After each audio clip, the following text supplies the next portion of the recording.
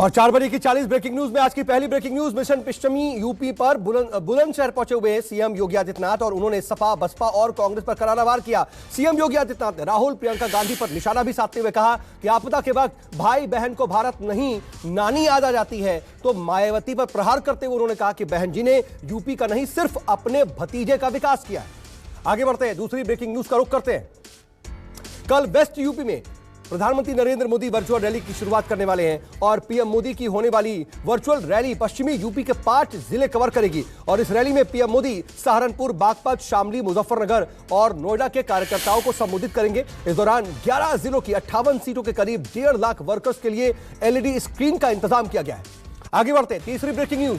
Samajwadi party के अध्यक्ष अखिलेश यादव कल नामांकन करेंगे। अखिलेश यादव मैनपुरी के करहल विधानसभा सीट से चुनावी मैदान में होंगे और पहली बार है कि अखिलेश यादव विधानसभा का चुनाव लड़ने जा रहे हैं। अखिलेश यादव आजमगढ़ से मौजूदा सांसद हैं। करहल विधानसभा क्षेत्र यादवों का गढ़ माना जाता है। बीजेपी ने अब तक करहल से अपना उम्मीदवार भी घोषित नहीं किया है।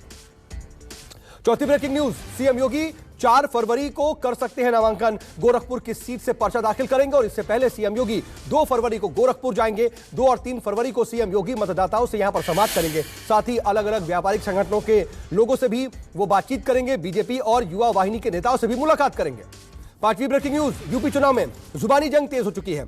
अखिलेश यादव ने बीजेपी प्रत्याशियों पर पलटवार किया। अखिलेश यादव का बीजेपी सरकार पर जोरदार हमला। उन्होंने कहा कि बीजेपी अपराधियों को टिकट दे रही है। अब तक 99 आपराधिक छवि वाले लोगों को बीजेपी टिकट दे चुकी है, बस शतक से 1 की कमी है।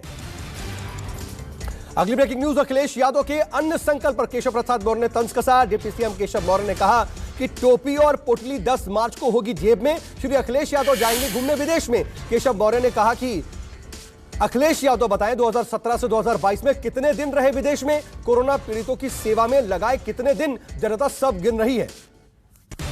आगे बढ़ते हैं, 7वीं ब्रेकिंग न्यूज। एमआईएम अध्यक्ष असदुद्दीन ओवैसी ने मुसलमानों के टिकट काटने को लेकर के समाजवादी पार्टी गठबंधन पर जमकर के हमला बोला और ओवैसी ने ट्वीट करके लिखा, अखिलेश यादव और ओम प्रकाश राजभर को लगा कि मुसलमान उनका कैदी है, आंख बंद करके एक तरफा वोट दे देगा। इस बार बीजेपी को हराएंगे और गुरूर में डूबी सपा को भी सबक सिखाएंगे।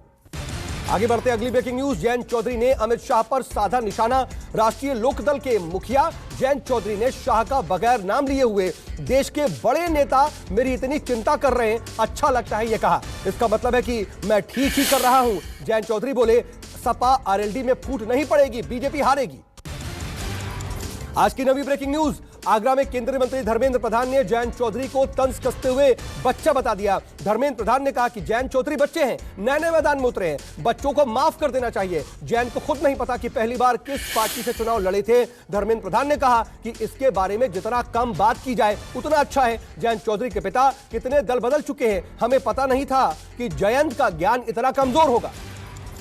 आगे बढ़ते हैं, यूपी में बीजेपी ने ताकत झोंक दी है। बीजेपी अध्यक्ष जेपी नड्डा ने डोर टू डोर कैंपेनिंग की। पश्चिमी यूपी के शिकोहाबाद में जेपी नड्डा ने घर घर जाकर के बीजेपी का प्रचार किया। फिरोजाबाद के शिकोहाबाद शहर में नड्डा ने लोगों की समस्याएं जानी और बीजेपी को जिताने की अपील भी की। आगे बढ़ते हैं, 11वीं ब्रेकिंग न्यूज, बीजेपी में आई मुलायम सिंह यादव की बहू अपर्णा यादव ने आज कांग्रेस पर जम करके हमला बोला। अपर्णा यादव ने कहा कि लड़की हूं, लड़ सकती हूं, कांग्रेस का दिखावा है। कांग्रेस को अगर सच में महिलाओं की फिक्र है तो पंजाब में आखिर महिलाओं को टिकट क्यों नहीं दिया। अपर्णा यादव ने बीजेपी को उसके काम गिनाए, कहा कि महिला सुरक्षा के लिए बहुत काम किया है। योगी ने यूपी से माफियाओं को सफाया कर दिया उसका। 12वीं ब्रेकिंग न्यूज, मोदी सरकार के 3 तलाक हटाने वाले कानून का समर्थन और अपने ससुर मौलाना तौकीर रजा का विरोध करके रातों रात सुर्खियों में आई निदा खान ने आज बीजेपी का दामन थाम लिया। ज्वाइनिंग कमेटी के चेयरमैन लक्ष्मीकांत वाजपेयी ने बीजेपी में उन्हें शामिल कराया। इस मौके पर निदा खान ने कहा कि मोदी और योगी सरकार के कामों की उन्होंने जमकर तारीफ की और यूपी के लिए योगी सरकार को जरूरी बताया।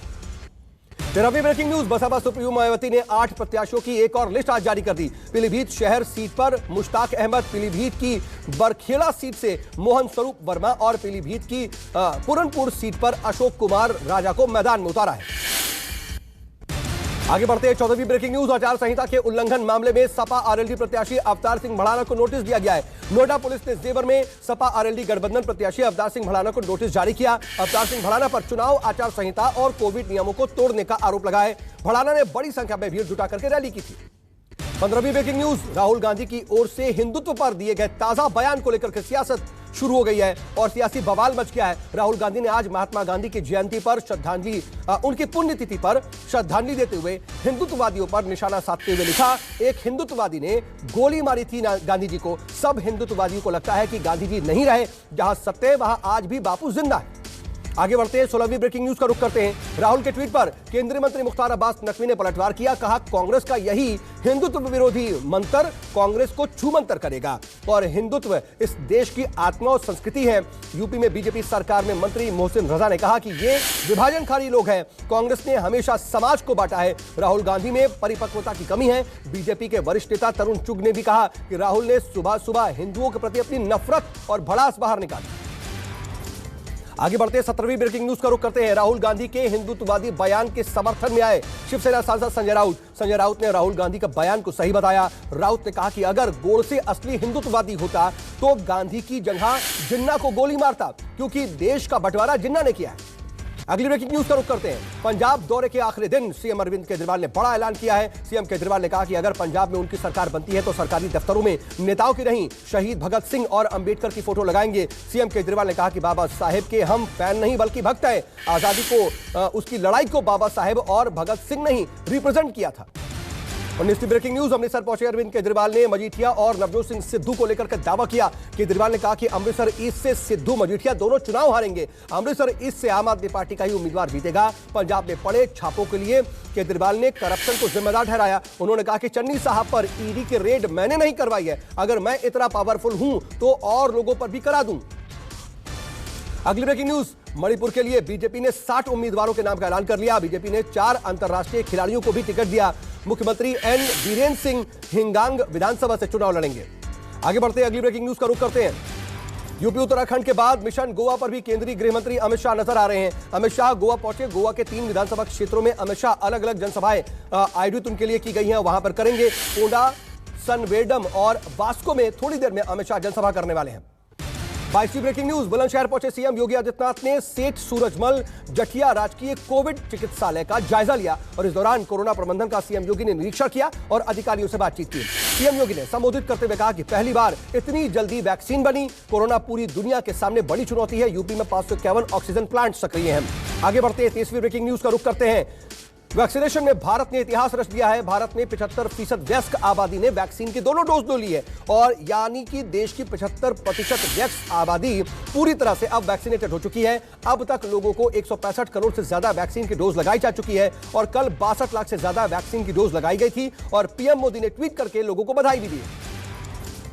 24वीं ब्रेकिंग न्यूज, देश में पिछले 24 घंटे में कोरोना के 2,34,000 से ज्यादा नए मामले एक बार फिर सामने आए और चिंताजनक बात यह कि 893 लोगों की एक दिन में मौत हो गई और पॉजिटिविटी रेट 14.5% हुआ है।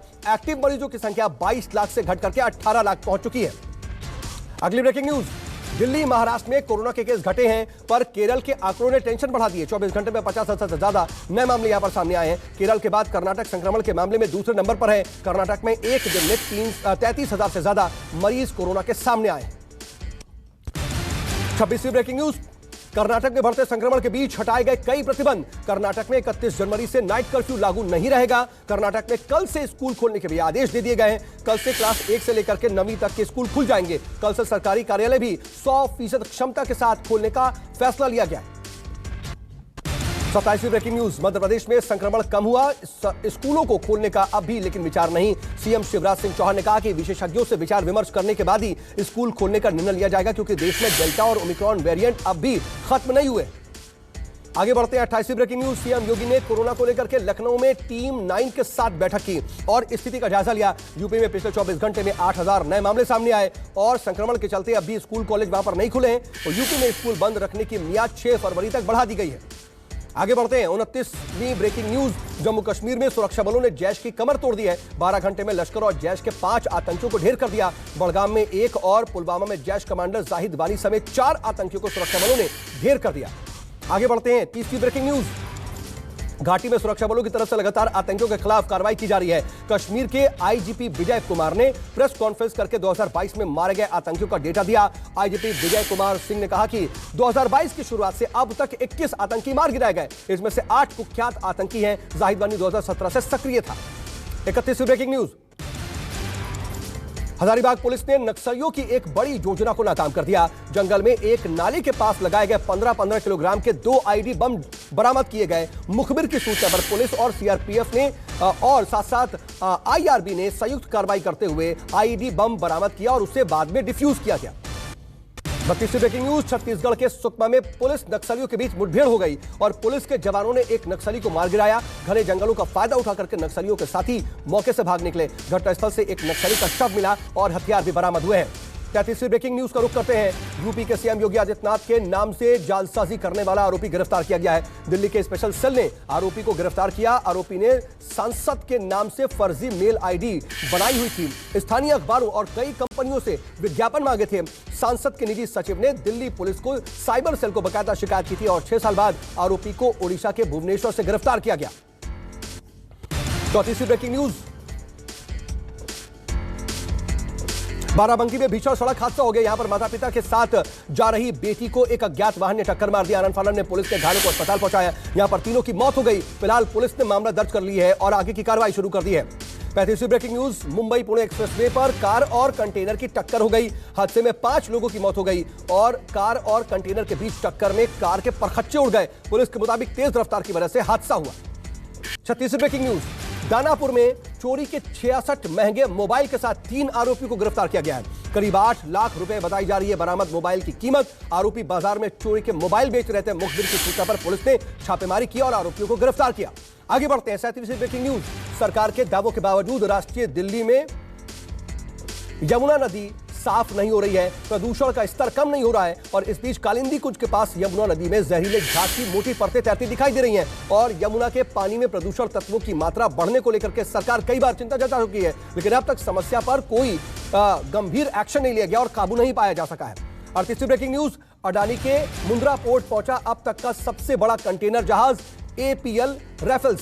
गुजरात में अडानी समूह के मुंद्रा बंदरगाह ने इतिहास रचा। भारत पहुंचे दुनिया के सबसे बड़े कंटेनर पोर्ट एपीएल रफेल्स ने इस पोर्ट पर इसको लाया गया और जहाज 2013 में तैयार हुआ था। मुंद्रा पोर्ट की ओर से जारी आधिकारिक बयान के मुताबिक 2021 में भारत के सबसे बड़े कंटेनर पोर्ट का गौरव हासिल करने वाले मुंद्रा पोर्ट सहित भारत के लिए यह एक बड़ा मील का पत्थर है।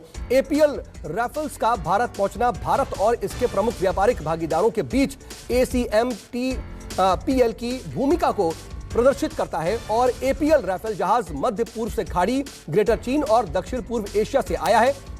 पोर्ट ने मुंद्रा बंदरगाह पर 4000 TEU वजन का आयात, निर्यात और ट्रांसशिपमेंट कंटेनरों का आदान प्रदान किया। 39वीं ब्रेकिंग न्यूज का रुख करते हैं। कनाडा में ट्रक ड्राइवरों के प्रदर्शन से प्रधानमंत्री जस्टिन ट्रूडो परिवार समेत पीएम आवास छोड़कर के भाग गए। राजधानी ओटावा में पीएम हाउस को 50,000 ट्रक ड्राइवरों ने 20,000 ट्रकों के साथ चारों तरफ से घेर लिया। पीएम हाउस को घेरने के लिए निकले इन ट्रक ड्राइवरों के करीब 70 किलोमीटर लंबा काफिला निकला। इसके बाद प्रधानमंत्री जस्टिन ट्रूडो को परिवार समेत घर छोड़ करके जाना पड़ा। और आज की 40वीं ब्रेकिंग न्यूज। अमेरिका के ईस्ट कोस्ट में बर्फीला तूफान केनान ने तबाही मचा रखी है और बर्फीले तूफान की वजह से सरकार ने न्यूयॉर्क, न्यू जर्सी समेत कई हिस्सों पर इमरजेंसी लगाई है। तूफान के चलते कई फ्लाइट्स भी रद्द करनी पड़ी हैं। साथ ही तूफान के कहर से कई इलाकों में बिजली भी गुल हो चुकी है। तूफान की वजह से 95,000 से ज्यादा लोगों को काफी मुश्किलें झेलनी पड़ रही हैं।